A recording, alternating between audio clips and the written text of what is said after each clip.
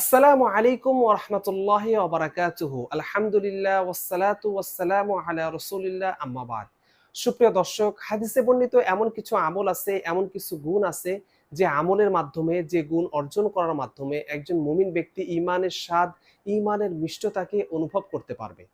মুসলিম শরীফের 34 নং হাদিসে আব্বাস রাদিয়াল্লাহু তাআলা আনহু থেকে বর্ণিত, তিনি প্রিয় নবী সাল্লাল্লাহু আলাইহি সাল্লামকে বলতে শুনেছেন, ঈমানের স্বাদ আস্বাদন করবে ওই ব্যক্তি যে আল্লাহকে রব রূপে এবং ইসলামকে দ্বীন রূপে এবং মুহাম্মদ সাল্লাল্লাহু আলাইহি সাল্লামকে রাসূল রূপে সন্তুষ্ট চিত্তে গ্রহণ করবে।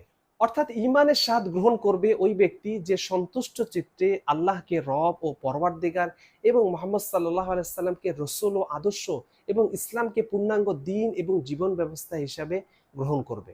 বুখারী শরীফের ১৬ নং হাদিসে আনাস রাদিয়াল্লাহু তাআলা আনহু থেকে বর্ণিত, প্রিয় নবী সাল্লাল্লাহু আলাইহি সাল্লাম বলেন, তিনটি গুণ যার মধ্যে থাকবে সে ঈমানের মিষ্টতাকে অনুভব করবে। প্রথম যে গুণ, আল্লাহ ও তার রাসূল তার কাছে সবকিছু থেকে অধিক প্রিয় হওয়া। দ্বিতীয় যে গুণ, কাউকে ভালোবাসলে আল্লাহর জন্যই শুধু ভালোবাসবে। তৃতীয় গুণ, কুফরিতে ফিরে যাওয়াকে সে এমন ঘৃণা করে যেমন সে ঘৃণা করে আগুনে নিক্ষিপ্ত হওয়াকে। অর্থাৎ ঈমানের মিষ্টতা অনুভব করবে ওই ব্যক্তি যার মধ্যে আল্লাহ ও তার রাসূলের ভালোবাসা জগতের সবকিছু থেকে বেশি হবে। আর অন্য কাউকে ভালোবাসলে সেই ভালোবাসাটা হবে শুধুমাত্র আল্লাহর জন্য।